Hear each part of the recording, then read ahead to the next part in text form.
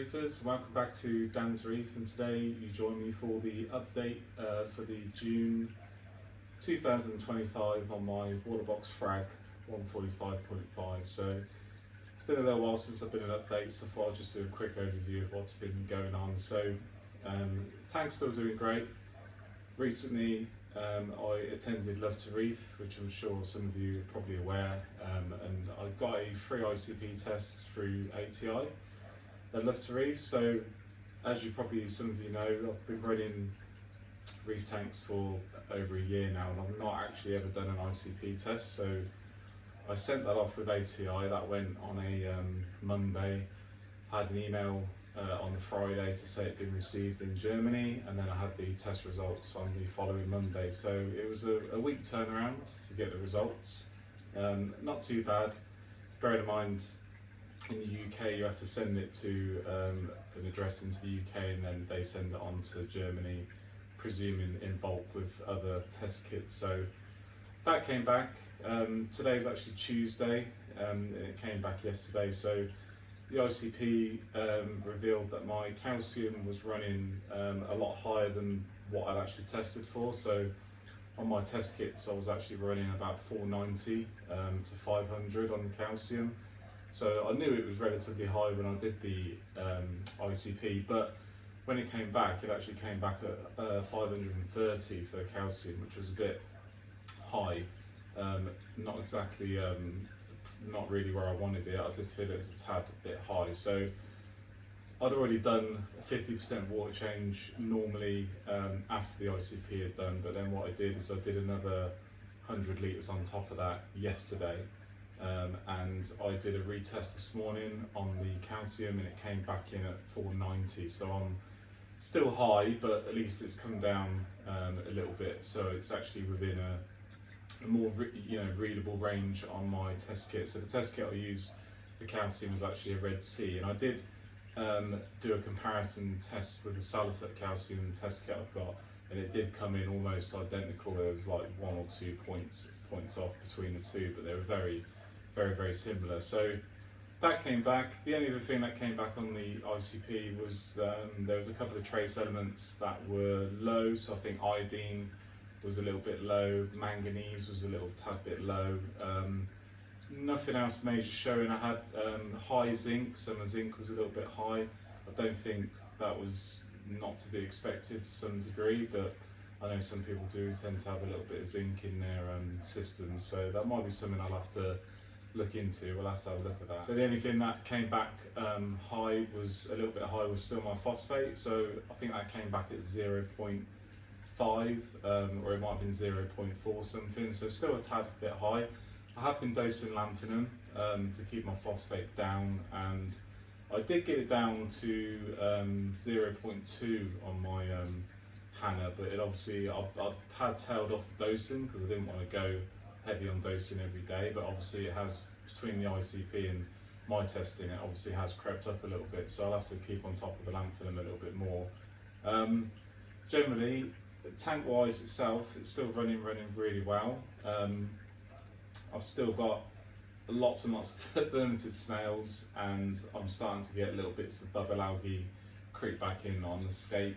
I did have this before, so I had the bubble algae come back a few months ago, and I just ended up sort of just manually scrubbing it off when I was doing maintenance water changes, and that seemed to be enough to keep it at bay, and it did disappear for a good while. So I think it's coming back in conjunction with my nitrates being a little bit higher than what they were. So my nitrates on this generally always running between 10, sometimes 15, but they have gone up to sort of 25 to 30. Again, I'm not massively concerned with the actual nitrate figure, and I said the reason why that's gone up on an upward trend slightly is because I haven't been dosing no-pox on this for quite a while. I did swap to the NICE equivalent for nitrate control, and that's quite conservative on dosing. It says not to dose too much and to be very sort of cautious with it. And the only thing I found with that is it obviously needed a lot more of that to dose in order to keep the nitrates under control. And as that only comes in a smaller bottle, I don't actually think for this system it would probably last as long as a 1 litre bottle of no-pox. So I probably am going to be going back to no pox, just because when I was using that before, and I have used it for quite a long time, I did get my nitrates to a point where they were very stable. So every week I was testing, they were always 10 or 15. Generally they're always around 10. So I didn't mind that really. As I said, I probably will end up going back to no pox. Everything else though is going well. I did get a couple of frags from Love to Reef that came from Harry, the spiritual reefer. So he did give me a gold hammer that I'd actually won for free on one of the live streams with Steve, the East Coast Reefer. So that went in the tank, that went down on this, the rock work down this side. Unfortunately, it only took about 2 weeks for the threadfin butterfly fish to completely annihilate it. So I did kind of wonder whether that was going to be the case or not. It turns out it was. I did also get a piece of purple stylo off Harry as well, and that's just on this top corner, but I'll show you that when I take you off. But plans going forward with the tank is I've managed to secure some new rock. So I've always scouting around. I did buy some more carob seed to go in here just to bulk out this scape a little bit, and I was putting it off and putting it off because I think I did add a couple more bits of carob seed a little while ago, and I didn't have any issues with green hair algae coming up on it, but I was a bit reluctant to add any more in. I just want, and I think because also I'm seeing so many different scapes from other people's tanks and stuff, you know, and generally I'm just leaning towards doing something completely different. So I was scouting around for some rock, and I did find some locally. So if there was a person selling some, and it was only 5 miles up the road from me, I stuck a bid in on that, and I managed to secure that. It wasn't much over 100 quid for this rock. It's not been in the tank it was in very long.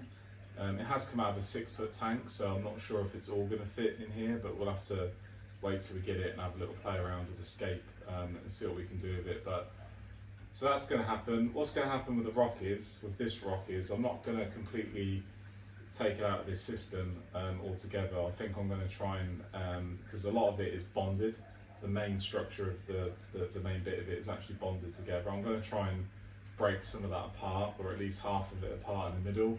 I'm going to put all of the rock into the sump currently as it is, and then when I've cleaned and seeded the new rock will go in, so the new scape will go in, and then what I'll do in terms of the vermitids is I'll just continue to, I'm probably going to have to get a small army, more of bumblebee snails to try and mitigate them. And then the other thing I'm going to do going forward is doing my own DIY mix of carbon or carbonite dosing. It's one or the other. It's basically a DIY version of coral snow is what I'm going to be doing to try and mitigate the vermitids on the new scape, and we'll just have to see. I mean, hopefully it won't get to proportional levels like we've got on this rock work, but as I said, we'll see how we go. We'll just have to keep an eye on it. That, at the minute on this tank, that's the biggest battle really, is just the vermitids are the only thing that's letting it down. I said I've got a few little bits of algae popping up here and there on the scape, but as I said, bubble algae being the most prevalent at the moment. But again, I think it's just down to nitrate control, and I think once I get back on no pox, I should bring that back under control really.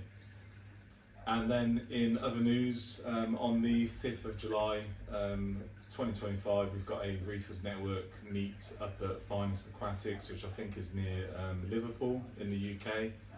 So if you are going, if anyone's attending, if you can make it, come along. I think they open, it's either 9 or 10 o'clock in the morning on a Saturday.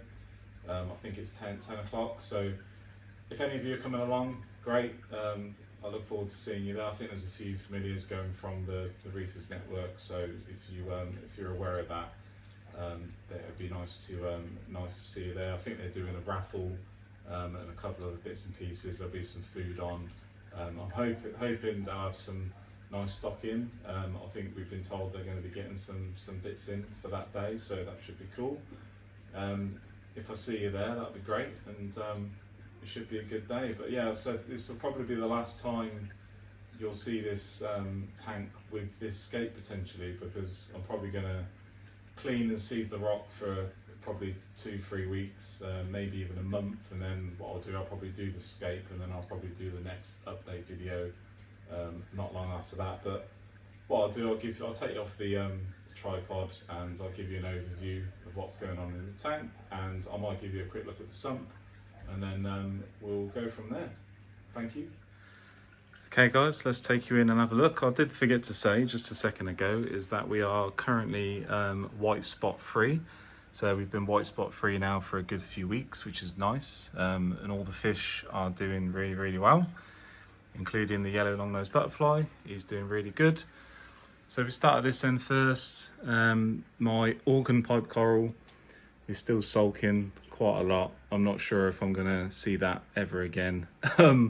Because it hasn't really been out for quite some weeks now. Again, I don't know if that's down to the thread fin butterfly. It could be pecking at it, but we'll see. We'll see if that comes back. On that end there, that's where the gold hammer was, which was looking really, really nice, but unfortunately that's been picked off by the butterfly fish, which is unfortunate. The Purpo Stylo at the top, that's got a little bit more height on it, which is nice. I did do another frag of the forest fire, because when I was cleaning in here the other week, I managed to knock the top of this forest fire, which actually broke a few bits off, which was really annoying. I do hate it when that happens, but you know, that's a lesson learned. Candy canes, still not that happy. Again, I don't know if it's because the thread fin is taking the odd chunk out of them every now and then, or it could be to do with the high calcium. So we'll see when that comes down a little bit whether they get back to a more puffy state. There's some Kenya tree that's migrated underneath that rock, so that's going to be an issue going forward. So what I'm actually going to do is when I do the new rockscape, I'm actually going to just bin the Kenya tree off, and we're not going to do that going forward. So it's still doing okay on there. Obviously 2 SPS frags doing okay, but again got vermitids. You can see tiny bits of bubble algae on the top of this rock, and there's some over this side where the frag is. And yeah, as I said, the Kenya tree is still doing great, but it is sort of migrating off of that rock, and it's starting to go about the aquarium a little bit, so probably not going to be running that forward. And then I'd say the worst of the bubble algae tends to be on this rock for whatever reason. So you can see there's a fair little bit on there. There's a little bit more on this lower section of rock, but again, you know, I did get to this sort of level before, and just with manual removal with a sort of firm bristle toothbrush and just siphon it out tends to do the job. But yeah, the Hydro Wave makers still doing really good. So I've got the one I latest reviewed on here that's just blown across the top of the scape, but as you can see, the actual tank clarity is really, really good. Still really happy. TMC Titan 850s, the pair of them still running, and they're doing really, really good. And the only other thing I've got down here is just the mushroom. That sort of just gets moved. That just gets moved around by the current. That's never in a fixed position, but it seems fairly happy. I tend to just leave it alone. I think that will come over with the new scape, so we'll see how that goes. And then what I'll do in a second, I'll do a little footage of the sump just to show you what's going on in there. Okay guys, so here we are in the business end of the system. So as you know, I'm still running the 2 TMC Titan 850s. They've been absolutely fantastic. I've not had any problems with them. They give really good water clarity, as you've just seen, and yeah, they have helped finally give the Marinic the kick up the arse really, so which has been great. So I will keep them both online for now. Filtration wise, I'm still just running a very open sock, so that's filter sock. That's literally just to catch any large bits of you know, food and etc going down. But as you can see on the base, you do get, and you will get bits of detritus settling on the bottom of your sump. And I've got, again in here, I've got like a few sponges and stuff coming back. So you know, I'm not really complaining about sponges. They tend to see them in the main display. This side again, I've just got the return for the UVs. That just goes into some finer filter floss. I've just still got the TMC 4000 return pump. I've still got the DD auto top off. I've still got the Bubble Magnus Curve 5. That's looking very bubbly today. And that's it really. Controllers, etc. still on that side. Nothing too exciting. And I've just got a few bits and pieces, as you do.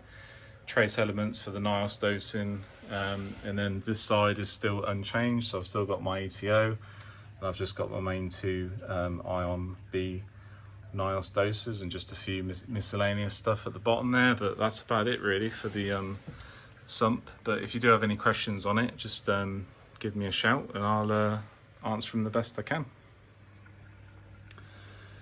So there you go guys, that's just a quick update on my Waterbox Frag 145.5, and as I said, I just want to say thank you. There's been some new subscribers recently.